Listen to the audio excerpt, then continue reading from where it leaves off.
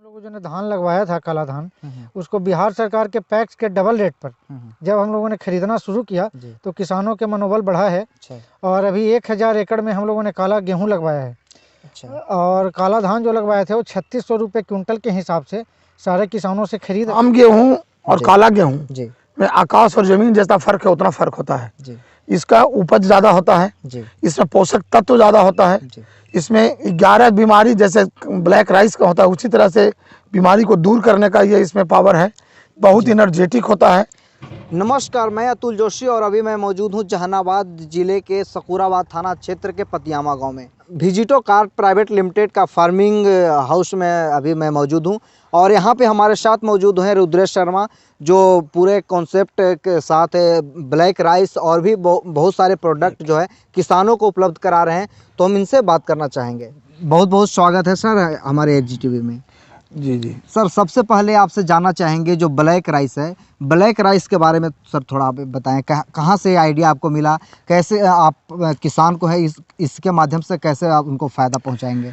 Black rice मुख्यतः भारत में जब मगध देश था यहाँ जी, जिस समय यहाँ के शासक थे चंद्रगुप्त मौर्य जी, चाणक्य के पीरियड में यहाँ उस समय का ये हम लोगों का ये मुख्य उपज ब्लैक राइस ही था जी, जिसे खाकर मगध की सेना आज तक किसी भी तरह का कोई युद्ध हारा ही नहीं। इतना इसमें प्रतिरोधक क्षमता है, इतना ज़्यादा इसमें एनर्जी है। करीब 1800 सालों से विलुप्त हो गया था।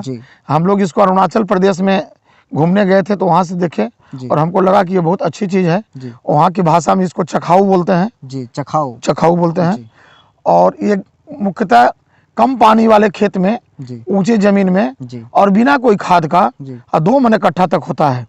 और यह 11 रोगों का इलाज है, anti cancer, anti heart, anti sugar, ऐसे कर कर के 11 रोग है। प्रतिरोधक क्षमता इसका 77% है। कॉन्सेप्ट कहाँ से आपको सर, इसका आइडिया कहाँ से सर? अभी तो करीब हमारे 2 लड़के हैं, वो 2 इंजीनियर हैं। ये लोग बोकारो से मैंने पढ़ाई उड़ाई किए हैं, डीपीएस में, कुछ चिन्मैया में, और वहाँ से पढ़ाई करके इंजीनियरिंग की है। और वहाँ लोग जॉब करते थे, एक टीसीएस में, एक जियो में अजमेर में, एक टीसीएस में नोएडा में। इन लोगों ने कुछ दिन पहले ही भाप कर बताया था हमको कि बहुत बड़ा भारत में मंदी आने वाला है, से हम लोग एग्रीकल्चर सेक्टर का कोर्स करेंगे और एग्रीकल्चर सेक्टर का कोई कंपनी खोलेंगे जिसमें ज़्यादा से ज़्यादा रोजगार जनरेट होगा और भारत माने हम लोग किसान जो है वो समृद्ध भी होंगे। तो सर अभी आपका फार्मिंग हाउस जो है तो उसमें भी क्या क्या फसल लगा है सर? ये फार्मिंग एरिया है मेरा, हमारा हेड ऑफिस है नोएडा 70 में, ये 62 नोएडा 70 जिसका बोर्ड यहाँ लगा हुआ है। और ये हमारा फार्मिंग ऑफिस एरिया है। यहाँ फार्मिंग ऑफिस हम अपना गांव में लगा रखे हैं, वहाँ कार्यालय चल रहा है, वहाँ छोटा गोडाउन भी है। तो यहाँ अभी तो गेहूं की खेती है, धान का फसल तो हम लोगों ने बोया था, सो कट गया है, किसान से हम लोग खरीद रहे हैं। 3600 रुपये क्विंटल हम लोग किसान से धान खरीद रहे हैं, जो बिहार या भारत का पैक्स के दोगुना रेट है। इसी एग्रीमेंट के साथ वो लोग को सीड्स हम दिए थे कि आप लोग उपज अगर करेंगे तो हम दोगुना रेट में खरीद लेंगे। सर अगर किन्हीं को अगर ये फसल लगाना है तो सर वो उनको कहाँ से प्राप्त होगा इसका? हमारा वेबसाइट नंबर है ना, हमारा वेबसाइट है, हमारा मोबाइल है, हमारा ऐप है, वो हर जरिए से पेपर मैगजीन में भी आता है, टीवी में आता है, प्रचार प्रसार है। और उससे हमारे यहाँ फार्मिंग ऑफिस है, हेड ऑफिस नोएडा में है, कई ऑफिस हैं जहाँ है। इसका शुरुआत किए होंगे तो किसान जो ये फसल लगाने से डरते होंगे। हाँ डरते होंगे, तो हम लोगों ने एग्रीमेंट किया उनसे कि आपका फसल आप लगाइए, आपके घर पहुंचकर यह कंपनी खरीदेगी और मैं आज यह काम कर रहा है यह कंपनी। तो सर धान होता है तो इसका जो है जैसे कुटाई होता है, कुटाई उटाई सर ये सब मशीन में हो जाता है या कहीं? नहीं, यहाँ बिहार में अभी नहीं होता है, इसको हम लोग यूपी भेजते हैं और उसको चावल के लिए। और नया ये क्या कि चावल खाने में ये बहुत उपयोगी है, मेडिकेटेड है, लेकिन थोड़ा खाने में बिहार के लोगों को या भारत के लोगों को महीन चावल, पतला चावल खाने का आदत हो गया था। तो इसका सब्स्टिट्यूट हम लोगों ने पोहा निकाल लिया है, इसका पोहा बना दिया, चूड़ा बना दिया। हम लोग के भाषा में चूड़ा होता है। और महाराष्ट्र में, गुजरात में, उड़ीसा में सर किसान ब्लैक राइस उपजाएंगे तो सर तो उनको चावल कैसे प्राप्त होगा, क्योंकि हम मशीन बिहार में तो है नहीं। चावल मशीन हम लोग बनवा करके मशीन हम लोग का फार्मिंग यहाँ ऑफिस आ जाता है। चावल लेना हो तो आपसे ही लेंगे वो? हाँ चावल हमसे लेंगे, क्योंकि यहाँ चावल अगर किसान अपने स्तर से कुटाएंगे तो वो उजला हो जाता है। ये चावल उजला होना नहीं चाहिए। उसका पोषक तत्व मुख्य काला ही होता है जिसमें इंथोसाइनिन ज्यादा होता है।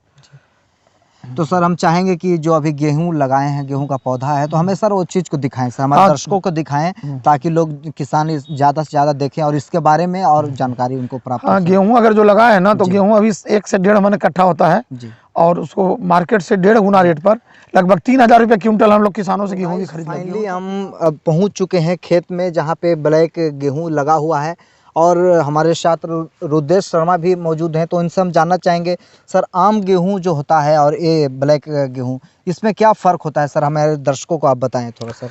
आम गेहूं और काला गेहूं जी में आकाश और जमीन जैसा फर्क है, उतना फर्क होता है। जी इसका उपज ज़्यादा होता है, जी इसमें पोषक तत्व ज़्यादा होता है, जी इसमें 11 बीमारी जैसे ब्लैक राइस का होता है उसी तरह से बीमारी को दूर करने का ये इसमें पावर है।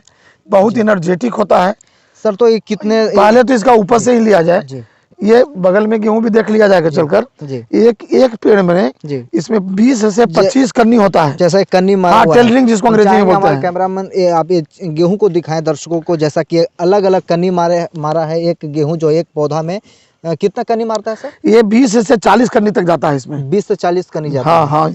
तो गाइस जैसा कि बता रहे हैं 20 से 40 कन्नी एक पौधा में मारता है।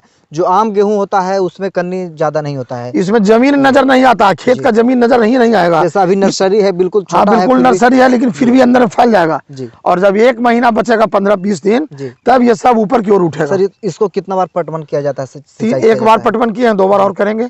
बस 3 पटवन में हो 3 जाता पटवन है। तैयार हो जाएगा। और सर इसमें क्या खाद वगैरह क्या डाला जाता है? खाद तो इसमें यूरिया नहीं देना है जी, तो क्या देना है उसके सर? जगह पर सब्स्टिट्यूट में बहुत सा आता है। बहुत सी कंपनी है, वेस्टिज एक कंपनी है। जी फिर बाद में तो हम लोग अपना सब खाद लाने वाले हैं। जी ये कंपनी अपने तो खाद सर भी बनाएगी। वेजिटो कंपनी जो है, वेजिटो कार्ट प्राइवेट लिमिटेड, तो क्या क्या सर अभी अवेलेबल है आपके? अभी ब्लैक राइस हो ग्रोसरी गया। आइटम में अभी काला गेहूं, जी उसका काला का बीज, जी काला गेहूं का आटा, जी ब्लैक व्हीट फ्लोर जी और ब्लैक राइस फ्लोर जी और ब्लैक टमाटो। जी अभी सर मार्केट में क्या क्या आ चुका है आपके कंपनी के अभी जरिए? मैंने मुख्यतः 3 चीज तो आया हुआ है। जी ब्लैक राइस, जी अब ब्लैक व्हीट, जी अब black rice flour, black wheat flour ji और ब्लैक पोहा। जी और आने वाला क्या क्या है सर आपके कंपनी से? ब्लैक आने वाला है आने वाला है सत्तू, जी ब्लैक काला चना का सत्तू लाने वाले हैं। काला चना का सत्तू आएगा। हाँ, काला चना हम लोग ले आए हैं। जी जी तो इस बार अभी हमारा नर्सरी है वहाँ नोएडा में, जी। वो सब रिसर्च हो रहा है सर वहाँ। ब्लैक सब्जी वगैरह भी कुछ आने वाला है? हाँ, ब्लैक में शिमला मिर्च आने वाला है, ब्लैक टोमेटो आने वाला है। टमाटर भी ब्लैक आएगा? हाँ हाँ, टमाटर ब्लैक अभी सीड्स आपको दिखाएंगे चलकर। जी जी जी अभी थोड़ा मौसम खराब है इसलिए उसको डाल नहीं पा रहे हैं। जी काला टमाटर, जी यहाँ तक कि काला आलू और काला प्याज भी आया हुआ, लेकिन मेरे पास अभी नहीं उपलब्ध है, जी। लेकिन अगले सीजन में उपलब्ध हो जाएगा। तो चलिए, बहुत बहुत धन्यवाद सर। और अभी हम इनके जो लड़का हैं जो इंजीनियरिंग करके इनके साथ देते हैं, उनसे बातचीत करने का कोशिश करेंगे। मौजूद हैं विजिटो कार्ट प्राइवेट लिमिटेड, जो इनका आइडिया था नीतीश मंगलम और रूपेश मंगलम। तो इनसे जानना चाहेंगे सर, जैसा कि इंजीनियरिंग लोग करके, जैसा आप हमें मालूम हुआ, आपके पिताजी हमें बताया कि इंजीनियरिंग करके आप कृषि क्षेत्र में घुसे हैं। जैसा कि लोग इंजीनियरिंग करके कोई चाहते हैं जॉब करें, पर आपको सर ये आइडिया कैसे आया? पहले तो आपके सभी दर्शकों को मेरा नमस्कार। जी और मैं इंजीनियरिंग करने के बाद टीसीएस में, टाटा कंसल्टेंसी सर्विस में, नोएडा में पोस्टेड था। जी और वहाँ पे जॉब करते करते 5 साल जॉब करने के बाद मुझे लगा कि खुद का एक स्टार्टअप हम लोग को अपना करना चाहिए। जी तो ये हमारे छोटे भाई हैं रूपेश मंगलम, जी ये अजमेर में जियो कंपनी में इंजीनियर थे। जी तो हम दोनों भाइयों ने मिलकर एक वेजिटो कार्ट प्राइवेट लिमिटेड करके एक अपना ई-कॉमर्स कंपनी नोएडा में स्टार्ट करा, जी जिसमें मोर देन 10,000 कस्टमर हमारे हैं अभी, जी जो हमसे ऑर्डर करते हैं, जी जिसमें फ्रूट्स, वेजिटेबल और ग्रोसरी आइटम जी हम लोग उसमें डिलीवर कराते हैं अभी। जी तो जब हम लोगों ने ई कॉमर्स कंपनी स्टार्ट करी, जी तो वहाँ पे जब हमारे कस्टमर ज़्यादा हो गए और जी। ग्रोसरी आइटम में जितने भी मेट्रोपॉलिटन सिटीज़ हैं, जी वहाँ पे काला चावल और काले गेहूं के आटा का अचानक से, जी क्योंकि इसके हेल्थ बेनिफिट बहुत ज़्यादा हैं, जी तो अचानक से जब इसका डिमांड बढ़ा, जी। तो हम लोगों ने सोचा कि हम लोग बिहार में एक कृषक फैमिली से बिलोंग करते हैं और बिहार के किसानों की स्थिति अच्छी नहीं है, जी तो क्यों ना किसानों के लिए भी कुछ किया जाए।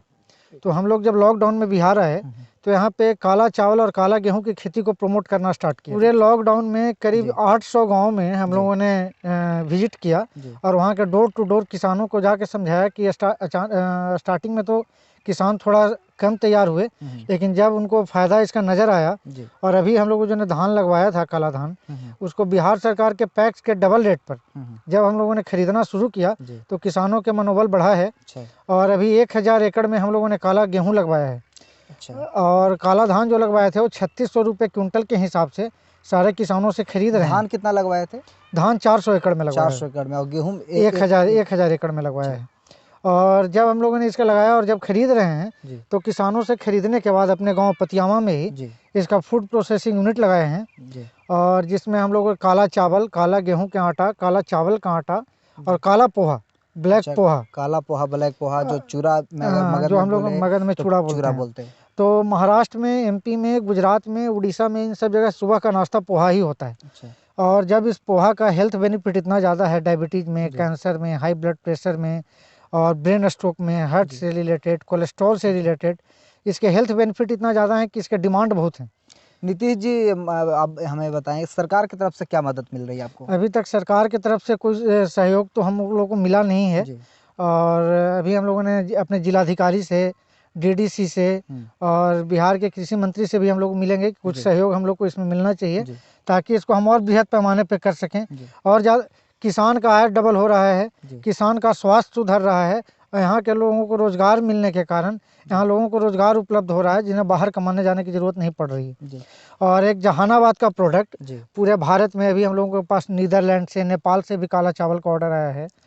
और जब इसको हम बृहद पैमाने पर करेंगे तो पूरा जहानाबाद को काला चावल और काला गेहूं का हब बनाने का पूरा प्रयास जब हब बनाएंगे तो रोजगार भी संभव होगा। जो लोग युवा हैं जो पढ़ लिख करके जो बाहर जाते हैं उन्हें रोजगार भी संभव होगा, रोजगार उपलब्ध होगा। और हर जगह हम लोग CNF दे रहे हैं, हर जगह हम लोग अपना डिस्ट्रीब्यूटर बना रहे हैं।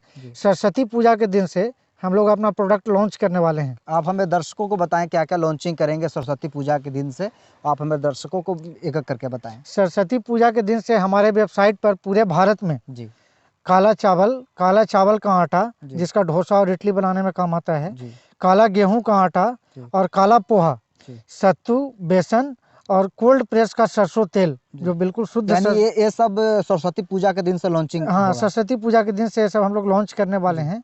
और पूरे भारत के लोगों को शुद्ध, जिससे उनका स्वास्थ्य सुधरे, उनको बीमारियां ना हो, अगर बीमारी है तो उनसे फ़ायदा मिले। इसके काले चावल और काला पोहा का आटे का फ़ायदा ये है कि अगर 3 महीना रेगुलर इसका यूज करते हैं तो डायबिटीज़ के बीमारी को, शुगर लेवल को 100 से नीचे ले आता है।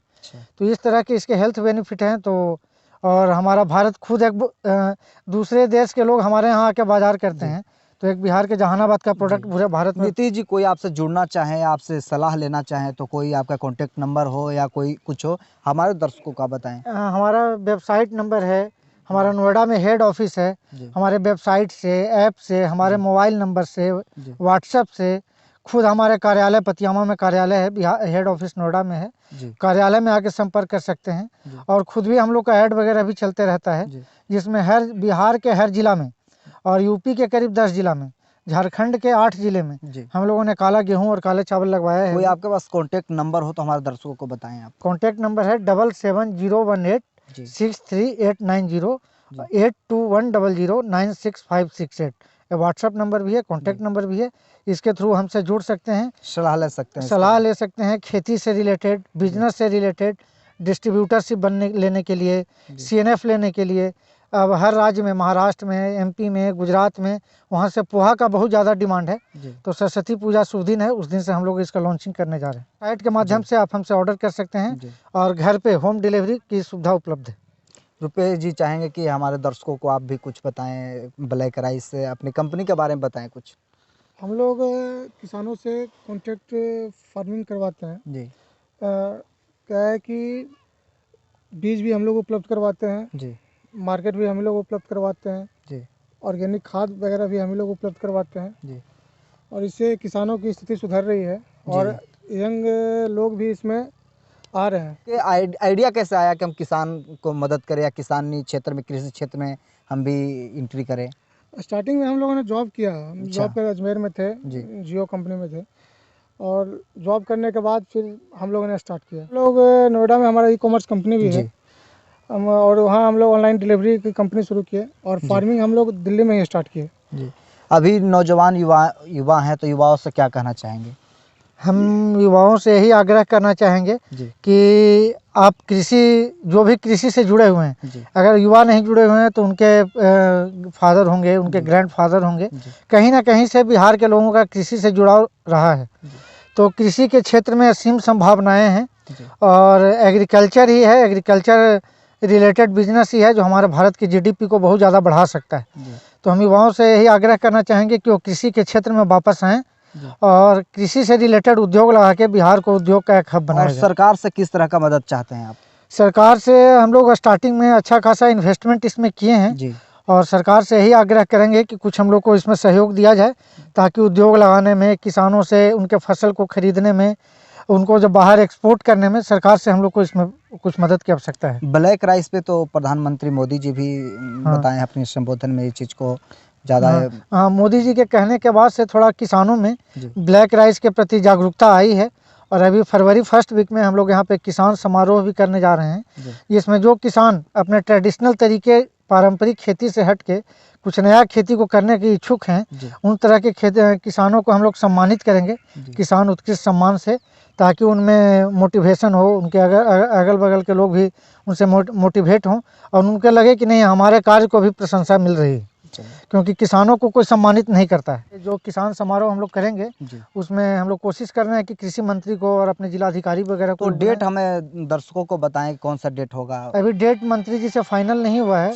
जैसे ही डेट फाइनल होता है तो इसमें हम लोगों को बताएंगे और उसी दिन सारे किसान जो हमसे धान लगवाए थे, उनसे धान जो पैक्स के डबल रेट पे हम खरीद रहे हैं, उसी दिन चेक वितरण भी सरकार के हाथों कराएंगे। अच्छा, चलिए, बहुत बहुत धन्यवाद नीतीश जी, आप अपने कीमती वक्त दिए और किसानों को बताए। जैसा कि नीतीश जी बता रहे थे कि किसान को इससे बहुत ज़्यादा फ़ायदा मिलेगा और जो कैंसर पीड़ित हैं ये सब से निजात मिलेगा, यानी कहीं ना कहीं फ़ायदेमंद ब्लैक राइस हो, ब्लैक गेहूँ हो, और भी प्रोडक्ट जो है इनकी फ़ायदेमंद है। तो चलिए, बहुत बहुत धन्यवाद। हाँ, ब्लैक गेहूँ लगाए हैं, कम बिया की आवश्यकता है, उतना बिया इसमें नहीं, इसमें जो है इसका बियान ज़्यादा है और ये पूरी तरह से थोड़ा सा पतला लगाने से आगे चल के जैसे इसका अच्छा फली भी देगा और अच्छा उपज होगा, ऐसा उम्मीद। गेहूँ तो पहली बार लगाए हैं, धान इससे पहले लगाए थे ना, कोई प्रॉब्लम नहीं। धान में थोड़ा सा देखने को मिला कि हम लोग विदाउट खाद का ही उपजने वाला चीज़ है, खाद इसमें एकदम नहीं देना। धान में तो अभी कोई नुकसान नहीं हुआ, गेहूं के आगे का होता है, लेकिन अभी बियान जिसका है जो देख रहे हैं इसका उपज अच्छा होगा। धान भी इसका बहुत बढ़िया है, परसों तो पैदा कम हुआ था, इस वजह से बम्पर है।